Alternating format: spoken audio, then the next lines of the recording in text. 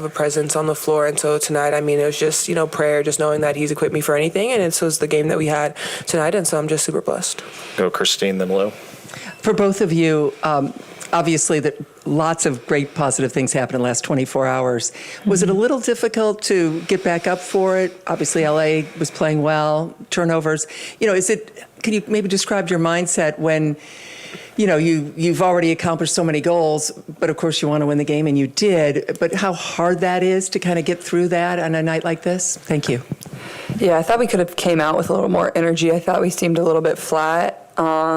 And I don't think that wasn't because we felt complacent with already being in the playoffs or anything like that. I'm just not sure if our energy was quite where it needed to be. And I thought we could have picked that up a little bit better. We weren't always on the same page, and I think that kind of started from the beginning. We didn't really play with as much pace as we usually do. At moments, we definitely did, but I didn't think it was consistent throughout the game. And then obviously we could have taken care of the ball a little bit better. I think, we win by 10 to 15, maybe even more than that, if we just take better care of the ball. So I think it's something you go back and watch, and we know on Friday we got to come out with a lot more energy. We'll go Lou, then we'll go in the back to Dom. Earlier. Last week, Coach was talking about the improvement of the team, and she cited toughness and maturity has come out in the last month since the Olympic break and those practices. Do you feel like this fourth quarter was an example of that, where you got challenged, you made some runs, but you couldn't put them away, but you had to fight them off again? Yeah, I think, over the course of the season, it's about making sure that we're able to close out games. And there were some games that we lost at the beginning of the season because our fourth quarter wasn't great. And so even going into this fourth quarter, we just emphasized that, listen, this is the fourth quarter, 10 more minutes. We have to give it all our best. We knew that they weren't just going to lay down and let us take the game. And so just making sure that if they score, then we have to score and then get a stop. And that's really our mindset, especially in that fourth quarter. We'll go Dom, then we'll go with Keem on the right. Yeah, for both of you, just 6 straight home games, including tonight, to get that homestand started off with a win, knowing how well you've played already the second half. Crazy environment every night here. How's that feel to get that homestand started out right, and knowing that you're just going to be here at home for so long? Yeah, I think it's important. These are games you really need to win at home, and the more we can win, the better we can position ourselves for the playoffs. So, and also we're just a competitive group of individuals. Like, nobody wants to lose. That's not fun, especially in front of these fans that a lot of them, they only get to see the Fever play one time, and they spend a lot of money to come here and watch us and have fun with us. So, you want to kind of give them a show every single time we're in here, and honestly, it's a lot of fun. So, don't take that for granted, because before we know it, the season will be over, and I think this team is just trying to go one game at a time. But to get the homestand started off on the right note, I think was super important, and it's just continuing to go one step at a time and continue to build that confidence. But I feel like we're playing really good inside this building, so it's just continuing to build on that. Go to Keem, then we'll go James again.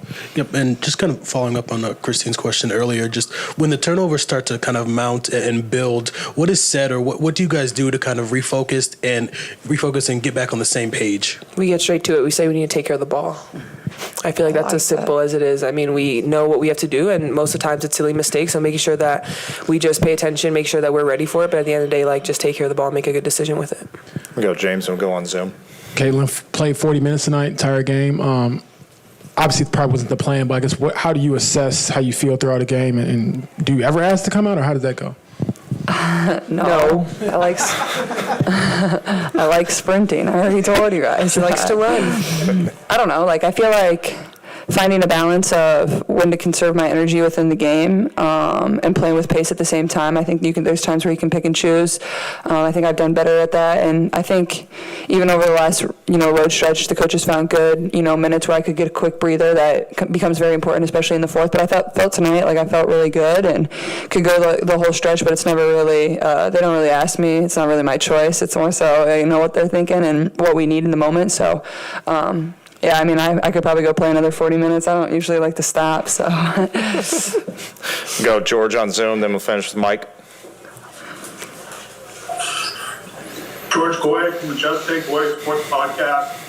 Caitlin, many rookies struggle to find both team and individual success in the rookie year.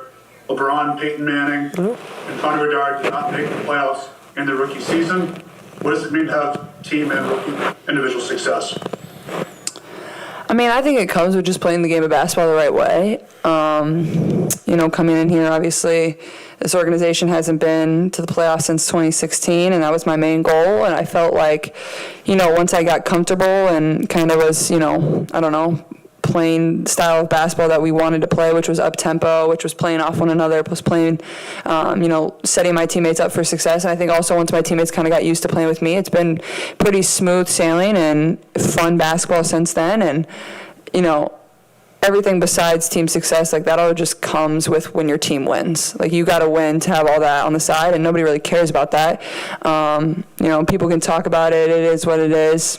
For me, like it's fun winning basketball games. It's fun walking off the court and the crowd's going crazy because you just won and you played a good game. So for me, like that's where my main focus is. And I think when I do that, everything else comes along with it. And I'm just thankful. I feel like I'm surrounded by really good people, really good coaches, really good teammates that allow me to be myself and set me up for success and have a lot of fun playing with me. So I've enjoyed every single second of it. And I think we're just going to continue to get better. Last one, Mike Vopel. Yeah, thank you. Caitlin, I just want to ask you a little bit about the defensive aspect of your game. Obviously, a lot of your rebounds are going to come on that end. You had 9 of them tonight on the defensive end, and then 3 steals, including that one late that was really key. How much do you feel like you've grown as a defensive player, and how that part of your game you feel like is really coming along? Yeah, honestly, I feel like I'm a pretty good on-ball defender. It's just the off-ball that I need to continue to work on. Sometimes I get caught, watching my man or don't always rotate in the way that I need to. I get caught standing a little bit, and the rotations are very different than what I did in college. So I think it's still been a kind of a learning process for me, and I continue to go back and watch the film with Coach Jesse and continue to learn. So I think that's just the biggest area that I can improve is definitely my off-ball defense. But honestly, I think I just try to use my basketball IQ and understanding angles to make plays for my team on that end and try to get try to get deflections. And the one that happened late where we had to end up switching, I knew that was going to be the play just because coming off a ball screen, I come off a million ball screens, and AB wasn't letting her take the mid-range jump shot, so I knew she was going to try to dump it down to Hamby. So I tried to, cut it off and get my hand on the ball, and I was able to, and then Liz kind of picked it up. So I think just trying to use my IQ and my length and my speed at the same time, but I think the biggest area I can still improve is definitely my off-ball defense.